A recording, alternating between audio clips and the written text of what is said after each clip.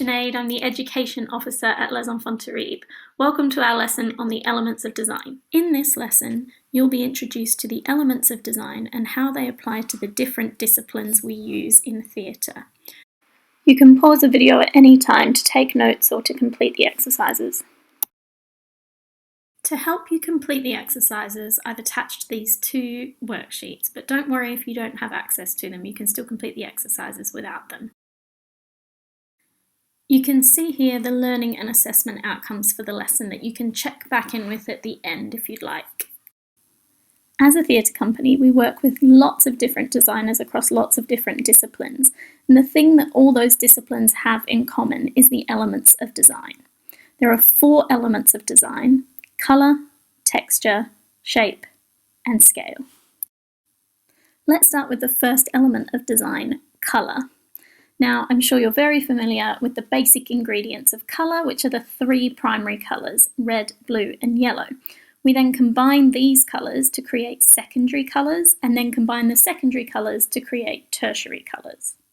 The idea of colour symbolism is something that you'll already be familiar with. For example, that red suggests anger or that green suggests envy. And as designers, this is something we have to keep in mind, but our analysis has to go even deeper than this.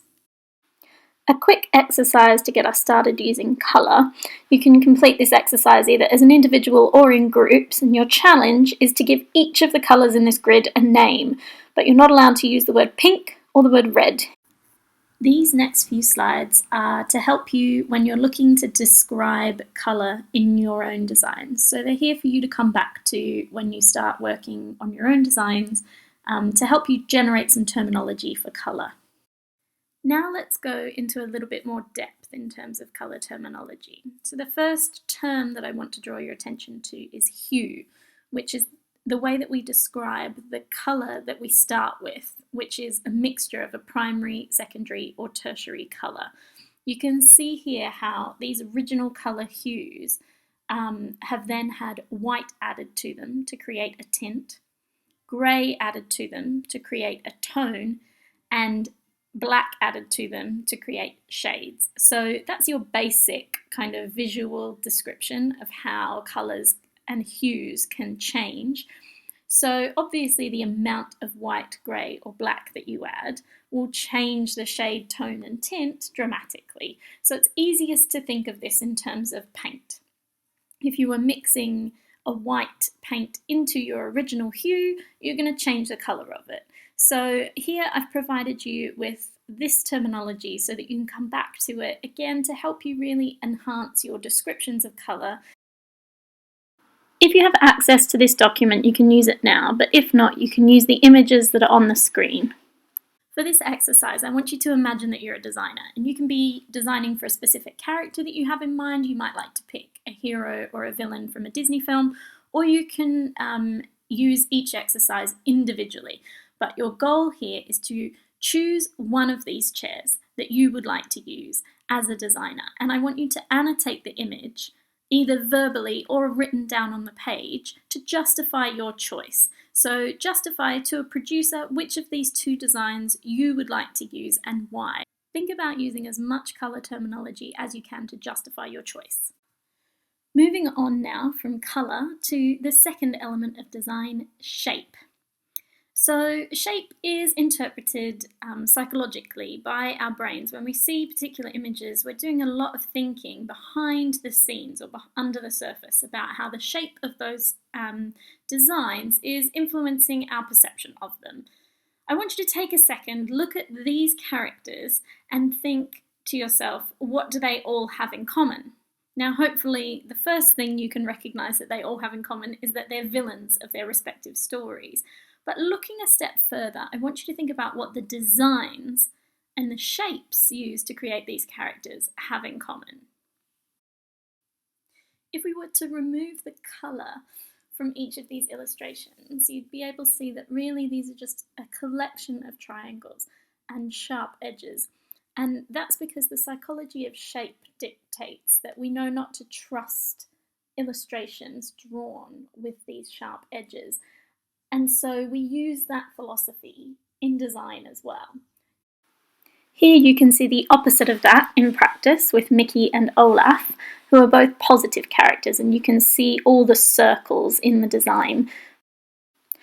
Now you can use this sheet again to this time justify your choices regarding shape. You can either use the same character that you used last time for colour, or you can choose a new one.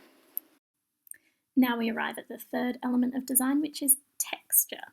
The texture of something is about how it feels to touch. So we can use this in fabrics, but also in materials to build set. And we can think about it in terms of the texture of layered lighting even. So there's lots of different ways that texture applies to theatrical design. Here is a terminology bank to help you think of some words to describe textures. Of course, the list is non-exhaustive. There are hundreds of different ways to describe texture, but you might like to come back to this list to help you when you're coming up with your own designs. Now you can make use of all that texture terminology by annotating which of the two chairs you'd like to use. This brings us to the fourth and final element of design, which is scale. Scale is all about size and proportion in design and how we use those things to draw our audience's attention to particular parts of the design. You can see here an example of scale in practice. This is the original illustration for the design of our Cheshire Cat puppet and mask from Alice's Adventures Underground. And you can see how the designer has used scale to make the senses of the cat heighten, to suggest that it sees everything and hears everything. So the proportion of its senses, being sight and taste and its hearing, are much, much larger than they would be in a realistic cat.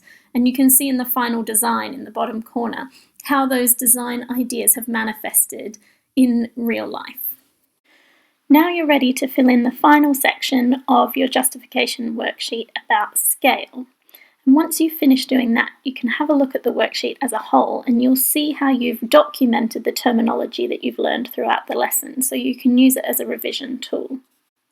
To demonstrate your knowledge of the elements of design, you can now either take this worksheet or you can create your own. In a moment you're going to see 5 images from different Les Enfants Terribles shows, and each of them features the elements of design in different ways. So you can use the sheet to document your knowledge and to demonstrate how you can use terminology to express what you can see in design.